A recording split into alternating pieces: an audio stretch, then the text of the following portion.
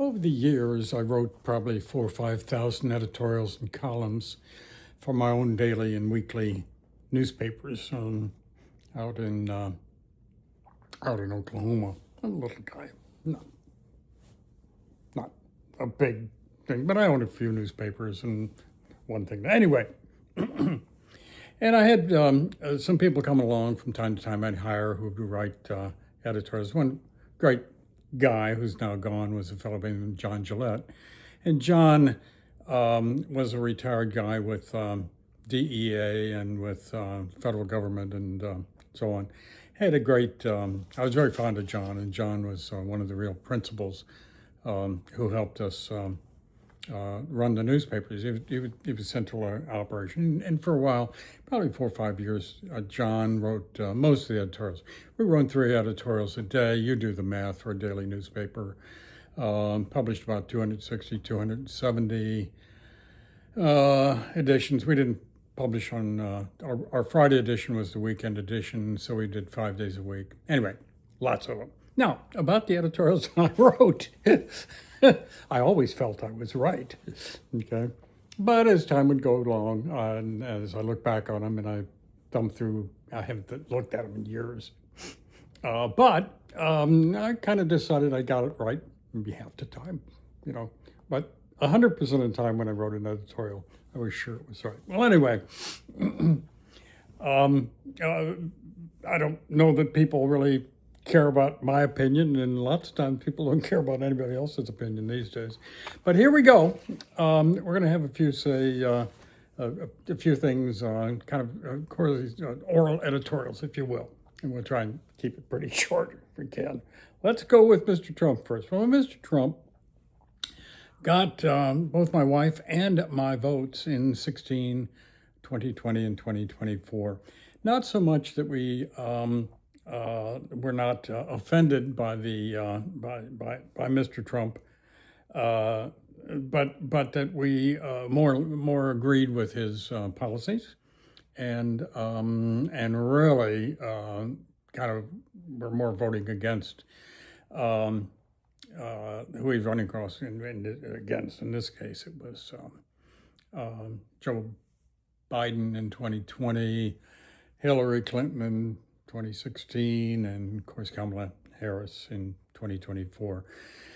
None of which we felt that we could vote for. So that left us either not voting or voting for a third party candidate or whatever. So we voted for him. Now, Mr. Trump did, Mr. Trump was a surprise because nobody really knew what his politics were in 2016. They suspected he was conservative, but he proved to be very conservative and quite made the folks on the right pretty happy with what he did and with the Supreme Court nominees and so forth. So against this backdrop of the Democrats being, let's just say, unhappy and impeaching him and create some mischief. Well, so now in 2024, Mr. Trump gets reelected, and we're about 1 year in now. And frankly, we're getting a little concerned about this guy. It feels more like Nero, and who watched Rome burn as he supposedly fiddled. Whether it's true or not, I don't know. But Mr. Trump is his ego. Now, every president has an outsized ego. They wouldn't get there if they didn't, But they kind of keep it on a leash, and sometimes a short leash, and sometimes it's not quite as apparent as it has been in other times. But Mr. Trump is easily flattered, apparently, and if he's not being flattered and stroked, apparently, he's dour. And Mr. Trump is really dour about the fact that he didn't get the Nobel Peace Prize. And that President Obama did. And President Obama only got it because he was elected. He hadn't done anything, and arguably Mr. Trump. But the reality is, now again, really, I'm just kind of a small guy sitting out in the middle of nowhere running these newspapers in years past. Sold them, by the way, to the Australians in 2007. So we've been out of the business for almost 20 years now. But we've got boxes and boxes of stuff that people have given us to curry favor for what we were going to write. But this is back when we had the newspapers. To thank us profusely. We'd be thanked in public. We'd be public meetings, and they would bring up and boxes of stuff. Who cares? It doesn't matter. To Mr. Trump, apparently it really matters. There is on my wall in my office only a couple of things that I felt worthy of putting on. One is the Bronze Star that I won in Vietnam, and I am proud of my military service. I was a captain, and I was there in Vietnam for almost 2 years, and I am proud that I served, and not being a military guy, I obviously left. That's one. Second of all, there's an article from the Oklahoma City Daily Oklahoman, the Sunday paper, where they profiled me in 1976 because I had taken on mob that was moving into the area where we had our newspapers in Oklahoma, which is Grand Lake of the Cherokee, northeastern part. And they wrote a very long story that detailed what I had done the prior 4 years earlier, and then the bad guys had gotten carted off to jail, and nobody knew my involvement. So the Oklahoman, who I had worked with and worked with others on that one, in Kansas City Star and so on, that's there. I drove the monorails. I'm a monorail driver for Disney. Not really, but Disney World. I went through and I got it. So over here, just a copy of the monorail thing is on my wall. And finally, I was elected to serve as essentially the glorified water and sewer commissioner, and eventually the chairman in the Disney new age town called Celebration, Florida. And I was ill-suited to be in holding any power or authority, but I won and served, and the voters, I got more votes, by the way, than anybody had gotten for that position back. I think it was 2004, 2005, somewhere. I was also on a transition task force, one of 7 people who served as Disney, who had built this town, Celebration, and then they were passing off the running of it to the residents, and I was one of the 7 who were on the oversaw that transition from Disney to, as it was, Disney never took their hands off the town, but they acted like they did. All right, now let's talk about Minneapolis. Minneapolis, I have some familiarity with the very distinguished journalistic family, the Cowles, Cowles. They owned Des Moines. They owned Minneapolis, and they also for more than 100 years they were very distinguished, good, solid journalists, and they did good things for Minneapolis and Minnesota until they sold the newspapers in the late 90s, I think 97 or so, and they had owned Des Moines, and they let Des Moines go a little bit earlier than that, and they were great, important influence on both the states of Iowa and Minnesota. So, and I visited.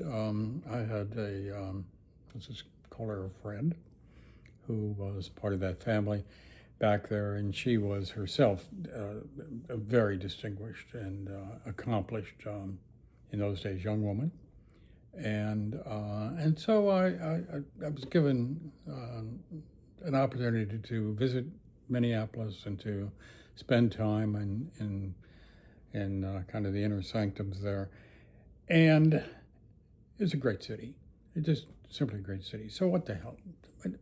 What craziness has happened up there in Minnesota and Minneapolis? And the reality is that the government has every right, and some people would argue the responsibility to go in and get these folks who came into our country without any right to do so, which itself is breaking the law, but also going after some really bad actors and people who showed up and to grab them and kick them out of our country. Well, oh mercy, now it's a sanctuary, supposedly a sanctuary city. I never got what a sanctuary city was all about. How can you? But, you know, TikTok, time moves on, and many people are very much involved in that. And now you have a mother of 3 children, her name was Good, who was killed by an ICE agent, by the immigration agent. And the Wall Street Journal is pointing out this very day when I'm recording this woman had just obeyed what she was told to do, which is get out of the car. She would be alive today. Well, if the borders hadn't been open for 4 years and putting arguably 10, 20 million people into our country who have no legal right to be here, we wouldn't have that situation either. So here's my answer, okay? If those folks up there really want that, and they've elected a Governor Walz, who is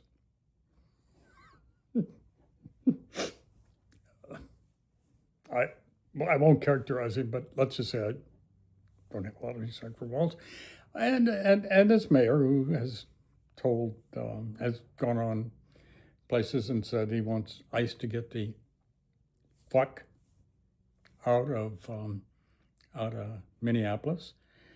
Well, if that's reflective, because people did elect these people, that's what the people of Minnesota and the people I say, let them have it.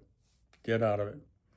And let's go, while Mr. Trump is over saying he wants Greenland, okay?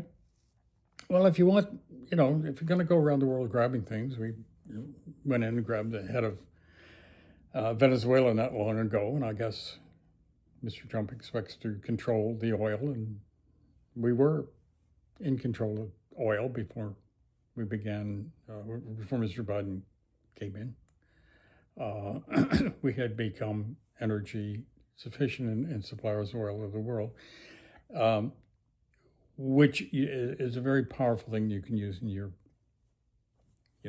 trying to keep the world in some kind of semblance. But anyway, why don't we let Minneapolis and Minnesota go, and why don't we just take Taiwan? Okay, so I'm a crackpot. Let that. Next, as I'm looking around, my wife and I are now in our 80s, which is to say we're past our use-by dates. If we're milk cartons, probably would be in the landfill by now, but we're not. We're here. But an increasing number of our friends we're losing. And that's one of the sad things about it is the longer you live, the less of your cohort of your generation are there. And we have a number of our friends who've even had heart attacks or having very serious medical conditions, and then we're not even talking about the wide number of folks that we know that are no longer with us. And that reminds me very much of my wife's mother, who lived to 104, and she became very lonely because all the people that she had known were gone, and the people around her were people that she had taught, and they were coming into their elder years, obviously, and then their children were showing up as well. So that's one of the things that folks kind of don't see coming, and we certainly did either. Finally, Apple. We're recording this on an iPhone 17, which is Apple's a remarkable company. We bought Apple stock. My nephew was an Apple programmer in the early 80s. And so we've been familiar with Apple for a long time. Anyway, we get the new iPhone, and my wife and I both get the same generation, so that we kind of are on the same generation iPhone. Well, my iPhone worked fine for a few weeks, and then on Find a Friend and Maps, it no longer posted the maps. Yeah, it's not a terrible thing, but after a couple of weeks of this, I had some extra time, so I called Apple support and said, we got a problem, and they've just dumbfounded. They passed me off from one to another and to a supervisor, and they all scratched their heads, and then finally they said, well, we'll just erase it and start over, and so from not having maps, I wound up for several days not even having a phone.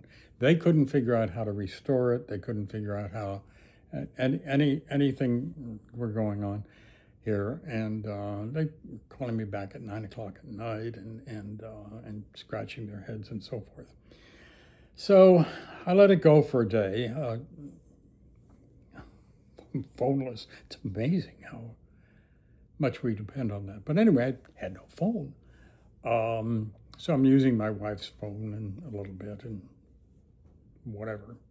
But I don't have access to our financial accounts and our banking and so forth, which is now pretty much run through the computers, and it's something which we have to address. We can't let that go on too long without addressing it. So anyway, I call back and finally get this guy, and we spend about 6 or 7 hours on the phone together, and he fixes it, okay? And I'm really impressed. Well, it took a few more days for the iPhone 17 to say, I'm back. Oh, yeah, okay. And it took 2 days before it found my wife again and Find a Friend. But we're almost done. And I said to the guy, well, where are you? And I'm thinking he's in Cupertino, or he's in, I don't know, he's in India or somewhere. He said, well, I'm 6 miles from the Iowa border up in northern Missouri. And I'm out in this rural place where I live. He gives me the name of the town. I know northern Missouri because some of my father's folks came from, had settled up there. And so this guy who, how do you learn as much as this guy knew about Apple phones and how to fix Apple phones when everybody else had gone on for a couple of days and not? I don't know. But anyway, it needs to be said, a guy 6 miles from the Iowa border, out in the middle of the sticks, okay, fixed my phone. And for that, I'm grateful.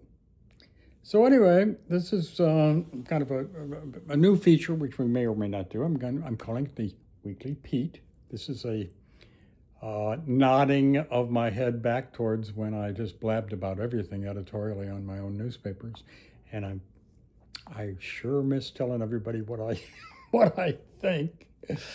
Even though, as I had said, after I thought about what I thought and printed, sometimes about half the time I disagreed with even what I had said.